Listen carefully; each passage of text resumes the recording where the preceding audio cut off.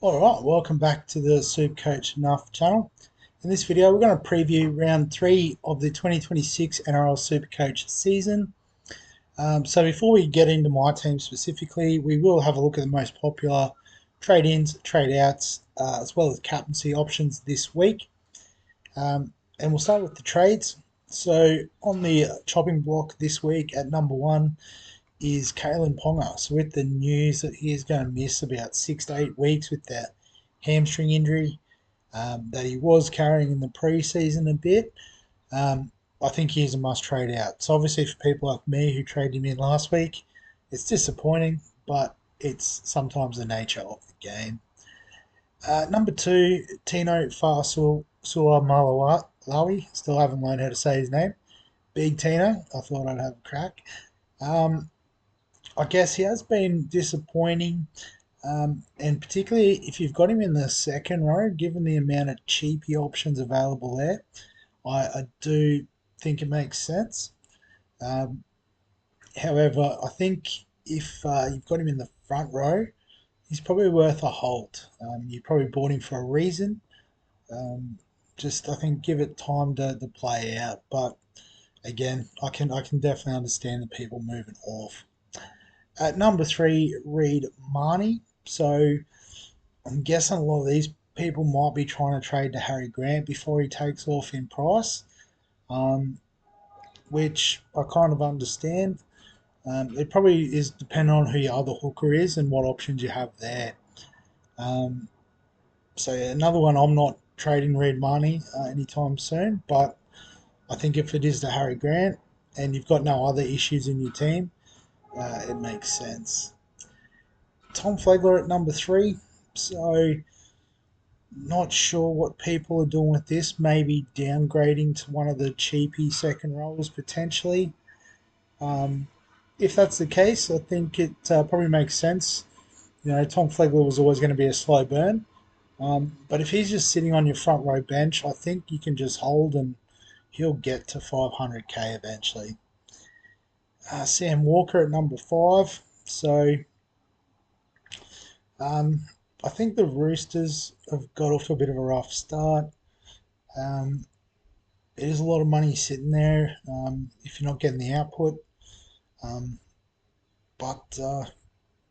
Yeah, I'm not sure what you're doing with that money. Maybe some people go into a Tanner Boyd or an Adam Dewey. Yeah, I think that's a bit of a sideways trade. I think Sam Walker can go with those sort of guys because he kicks goals, he can set up tries. I think the Roosters just need to fire up. So yeah, not one I would do, but yeah, I guess maybe going up to Cleary is an option that I'd be interested in, but that's probably about it. At number 6, Scott Drinkwater. So I think he scored all right last week. I didn't really pay attention to his score. If I can find it. Here it is. So 58, so it was better, but you can see the break even of 171. He is against the Titans this week, which is nice, but then goes into Melbourne next week. So I think with one of the top trading targets being Fa'alongo, I think there might be a few people switching Drinky to Sewer, and it probably makes sense. Selling Cobbo, so I guess people just hoping that he would start scoring tries from day one. I mean, you could hold. There is every chance that he starts scoring tries this week. You know, the Dolphins are a decent attacking side. But in saying that, there is a couple of nice cheapies that you might be able to use. Or if you can hit a couple of the mid-price options that are going to take off, that makes sense as well. Angus Crichton, so probably another one who's slightly underperformed. You know, just big break even against Penrith this week. Yeah, I think he's one you can let go of if you want. Isaiah Yeo, so I guess Isaiah Yeo was a big pick preseason because of the bumps in tackle stats, but then it looks like they've also come up with a plan to actually rest Isaiah Yeo a bit more and not play him for 80 minutes every week. So He's probably just that middling price. If you want to be aggressive, you can trade, but I don't think he's a must trade out. And Toby Couchman, so I guess maybe not the role that people were expecting from last year. It probably helps that the likes of Stewart, his brother Ryan, are back fit and firing, so they can share the minutes a little bit more. Um, but yeah, I think it's a pretty aggressive move to downgrade him to one of the cheap options. Um, but again, people might be looking to capitalise elsewhere, so I think that's fine. Trade ins this week. So number one, saw Failungo, and I think rightly so. Um, I didn't watch the game last week, but I did have a look at the highlights this afternoon. Was just trying to look at a couple of different things, and yeah, those tries that he scored, just the pace and the agility, the stepping. Yep, very upset I didn't start with him, but I'll fix that very shortly. Harry Grant at number two. I bought him in last week. He's looking really good to start the season, and particularly in that sort of hooker position where there's probably not a lot of value. It does make sense to set and forget these guns when you can. Number three, Ryan Couchman. So I've had him all season. Um, Pretty much one of the picks that went right for me. One of the few picks that went right for me to start the season. So I think if you haven't got him, bring him in. Lasardi, he's another one that's going to come in for me this week. Just massive workload on him. Sean Bors had a little injury setback, so it just gives him another chance to really cement himself in that team. Noah Martin, yep. If you didn't bring him in last week, get him in.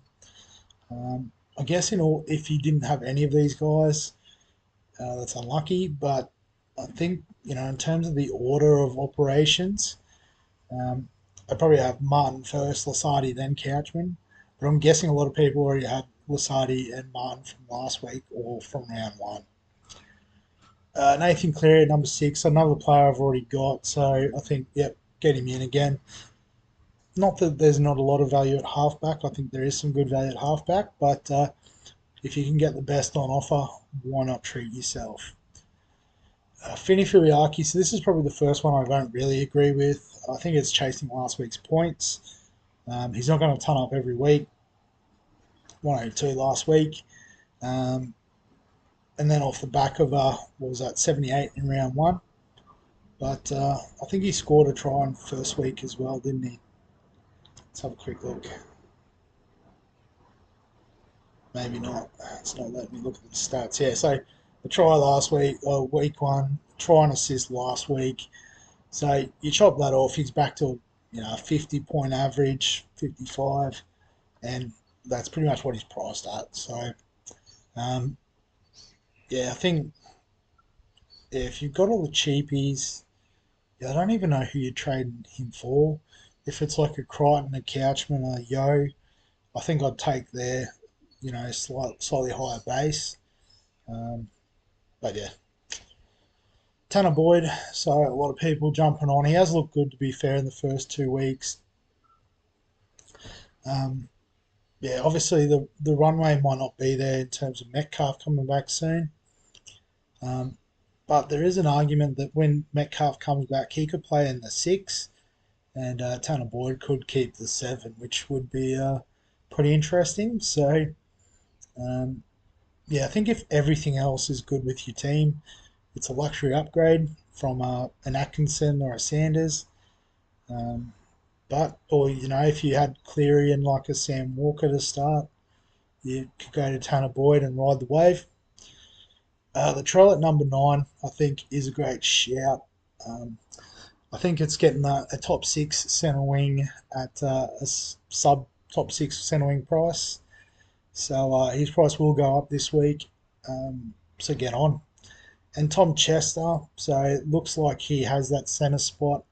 Laybud is on the bench, but he'll only come on in case of an injury. Um, so yes, I think wheels up on Tommy Chester. So captaincy shout this week. We'll go with the guys at the top because they probably know what they're doing. And number one on the list is actually Failungo. So I guess he's averaging 136. Um, I don't know if I'd be so bold as to do that. Um, Definitely a consideration for the VC if you can make that work. Um, but yeah, it's an interesting shout. Payne Haas, Nathan Cleary, Herbie Farnworth, the next three. So I think Herbie might be a few people like me just not changed from last week. But yeah, Haas and Cleary are always in the conversation. Nico Hines is always a good chance, 8.9%. Latrell against the Tigers, don't mind that as a bit of a pot option at 8.3. Harry Grant scoring pretty well, so a nice solid captain at 4.7. And then Reece Walsh and Teddy, high price fullbacks are always worth a consideration. And Stephen Crichton tomorrow night against the Raiders, or tonight if you're watching this on Thursday. Um, yeah, I don't know if I'd be so bold as to do that, but again, I'm sitting 70k, so what do I really know about it? VC options, same sort of conversation. Top six, seven, eight, we've all talked about. Jacob Kiraz, if you've got him, is probably a great shout in the first game against the Raiders. Teddy Crichton, and then after that, Noah Martin. Yep, he could go big again. So why not load up on the 250k lad against the Dogs? So, in terms of my trades this week, I think the first two are not overly surprising. We're bringing Lasardi in for Jacob Laban, sort of admitting that that was a wrong call. Ponga out to Falano. Um, so that then gives us a lot of cash in the bank, 469k. And given our lowly position, I think we need to be aggressive with it. We do have a boost, which helps. So then the question is, who do we upgrade? So, you know, Grant's a keeper. Let's throw him on there. Breed money. I mean, we don't really need to upgrade at hooker. Um, we'll get Brayley through the origin period, I think, is the play. The front row, I'm actually pretty happy with. Like Haas, obviously. Mooney, I think I'm going to keep for the longest time. Paseka and Howe making money, so no fear there. Um, I guess a few people would say Cooper buy, but I've got the other five are all playable options, and I think Cooper buy is going to be a bit of that slow burn type pick, which is perfectly fine. So I think that's okay. Peasant's going to make some money, so I'm happy with 5/8. Centre wing's pretty well set. Fullbacks I'm happy with, so it's probably the halfbacks where I'm considering doing a trade. So currently I've got Sanders in the flex and Atkinson, and I'm not 100% on which way I've got to go or which way I'm going to go.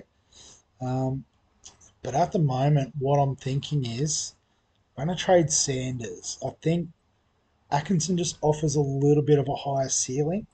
I think Sanders with the goal kicking has a slightly better base. But we're going to play for a bit of upside. The Dragons' run in the next few weeks is quite nice.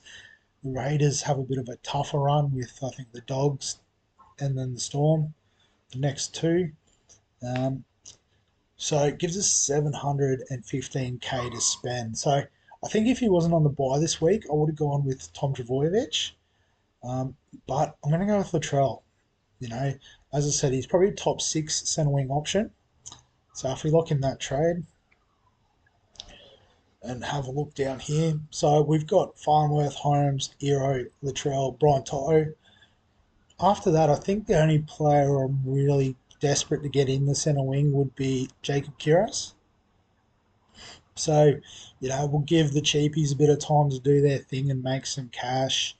Obviously, Falago is going to go up in price. He could even be a keeper, given how he looks to start the season. I think we'll upgrade Kinney at some point. So I think we can lock Latrell in now at his cheap price, and that makes it just one less upgrade we've got to do later. And then across the rest of the squad, we're feeling pretty good. Got decent cheapies in the most again. Cooper Bye's a bit of a question mark, but I'm okay with him there. I think, these guys are fine. As we said, the Dragons run starts to open up, so hopefully Setu 2 can grab himself a few tries. Fayamani, hopefully he can get over it for a few tries as well. Just quick cash, and then we'll flip them. So that's the way I'm thinking. Is we'll go with this for a bit, and we'll see how it goes. So then captain and vice captain. So Penrith play just before Brisbane, so it's probably Cleary into Haas. But Friday night at Amy Park, with the way the Broncos are going, do we put Fa'alongo in that conversation? I'd be more comfortable putting him as a VC option, I think. But then also I don't have a looping. Oh, I do have Paseka, so I do have a looping option. So then who would be the backup captaincy option? So Newcastle, New Zealand only really have Trey Mooney. Sharks, Dolphins, so we could look at Herbie or Kaelio. Could go Latrell against the Tigers.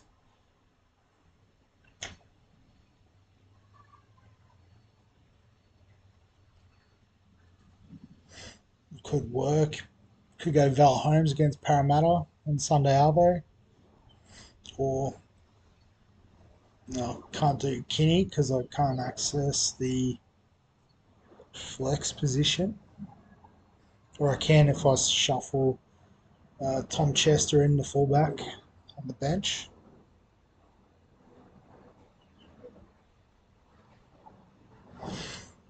No, you know what? I think I'm going to go with that combo. Alright, so then the bench, I probably didn't do either. So obviously Paseka's not there. I don't think we need to play Marnie because we've got Lasardi, give him a start. And I'm going to back Tom Chester in as well. So going pretty heavy on the back line in that last game. Probably two teams that aren't the strongest defensively to start the year.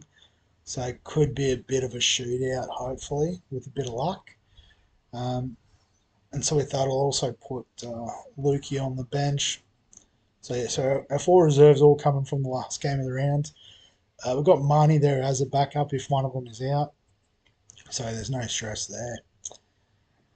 So that's the team going into round 3 of the 2026 NRL SuperCoach season. If you've got any questions, comments, thoughts, feel free to add them below this video, particularly if you've got any strong thoughts on Atkinson or Sanders for that third trade out.